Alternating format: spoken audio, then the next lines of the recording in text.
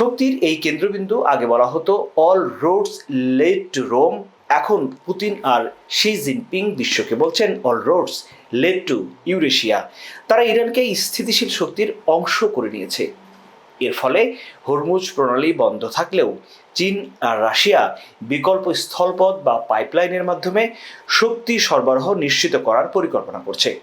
Trump যখন সমুদ্র অবরোধ করে বসে আছেন, পুতিন আর শি জিনপিং তখন মহাদেশের ভেতর দিয়ে নতুন এক ধমনী তৈরি করছেন।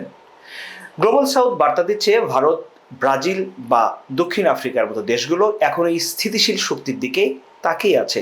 কারণ প্রচারণা বা বয়ানটাও ঠিক এমনই, যেখানে বলা হচ্ছে আমেরিকা মানেই শুধু নিষেধাজ্ঞা আর মুদ্রাস্ফীতি, আর চীন রাশিয়া জোট মানেই হলো বড় বড় ইনফ্রাস্ট্রাকচার প্রজেক্ট এবং নিরবিচ্ছিন্ন ব্যবসা বাণিজ্য।